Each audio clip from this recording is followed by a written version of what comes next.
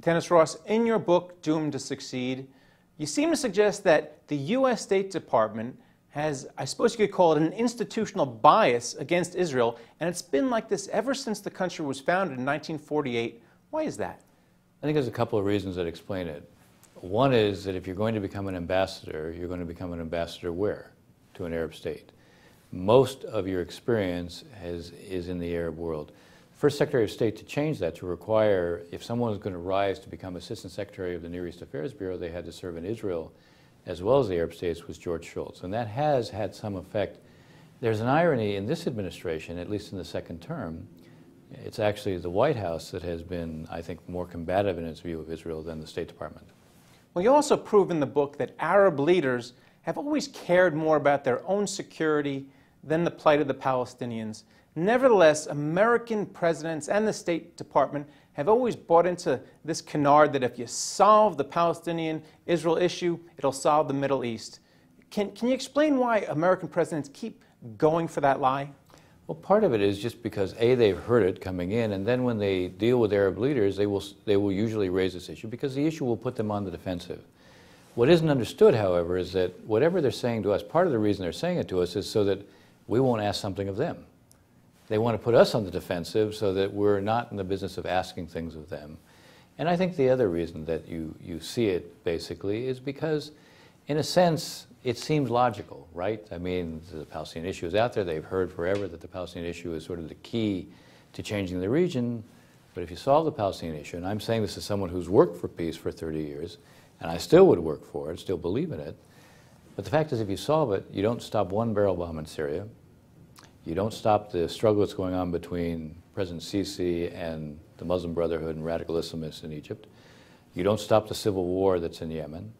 You don't change what's going on within Iraq. And you don't change what are Iran's aspirations in the region.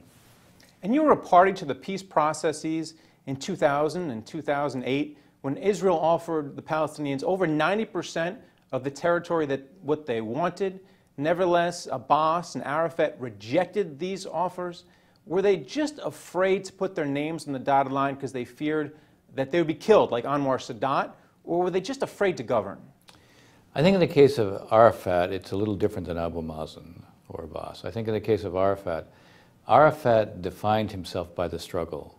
So the three words that we required him to sign up to were end the conflict. Ending the conflict meant ending the struggle, ending his identity, because he was so caught up in it. I don't think he could do it because it meant transforming who he was. In Abbas's case, I think it's different. I think in his case, he's more inhibited by what he sees as a reaction, the backlash. And I think for him, it has become too big a leap to take. And the very concept of compromise is not legitimate in the Palestinian political culture today. Why doesn't President Obama put more pressure on Abbas? He seems to have no problem putting pressure on Bibi Netanyahu. Nevertheless, the U.S. sends the Palestinian state over $400 million in aid. Nevertheless, they still cheered when the Twin Towers went down. They cheered when Scud missiles went from Saddam Hussein. He sent them into Israel. Why don't we pressure Abbas more? Why do we keep putting pressure on our friend?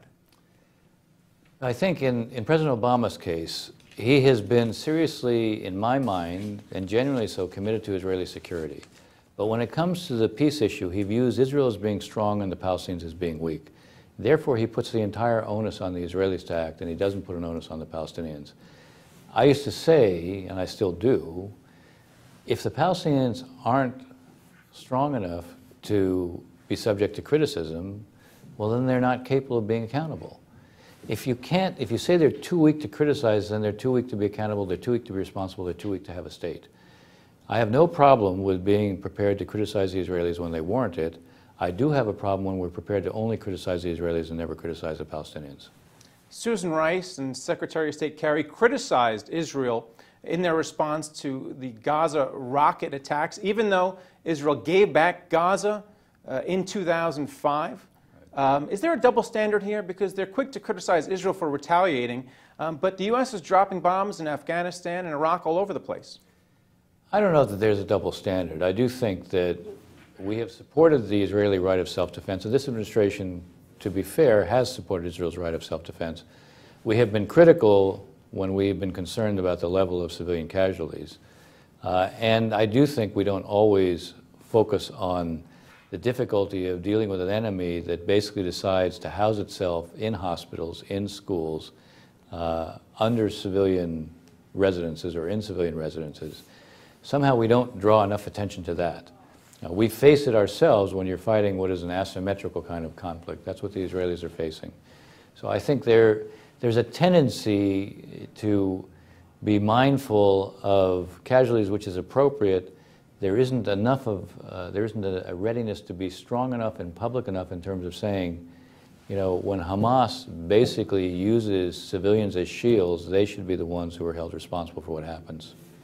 And Israel destroyed nuclear reactors in Iraq as well as Syria, and both ultimately benefited U.S. interests, although perhaps it wasn't appreciated at the time. So why didn't the U.S. clue in Israel, which clearly had experience and once again benefited U.S. Policies when it comes to proliferating a nuclear activity in the Middle East?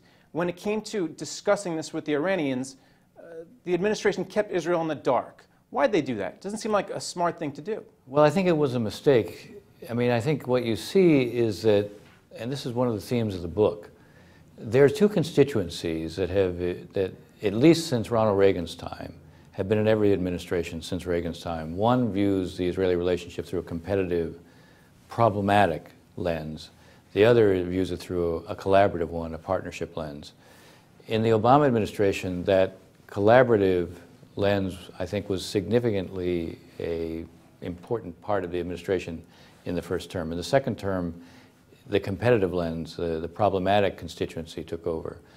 And instead of realizing that the Israelis are more likely to be agreeable on an issue that is so important to them if they're fully in the picture, the sense of distrust, the sense of competition, the sense of Israel being a problem tend to predominate, and it's what produced what I think are holding back.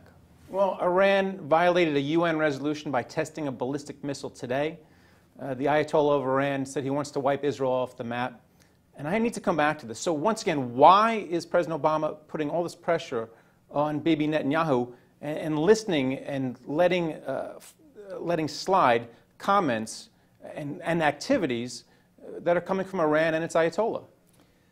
It is ironic that the leadership, the real leadership of Iran, continues to maintain the posture that Israel shouldn't exist. The Supreme Leader says in 25 years they won't exist. The head of the Revolutionary Guard says they should be annihilated. And it is true, we tend to treat that as rhetoric. You know, I do think that the administration tends to view Iran through a prism that there is a pragmatic constituency led by President Rouhani, and then there is this very hardline constituency led by the Supreme Leader. And what we hope to do with the agreement is to empower the pragmatic constituency. That's a nice hope. I don't think you can base policy exclusively on hopes. And I think, in a sense, we should be positioning ourselves to raise the cost to the Iranians of what they do in the region. You know, one of the interesting things is it was the sanctions that brought the Iranians to negotiate seriously on the nuclear issue.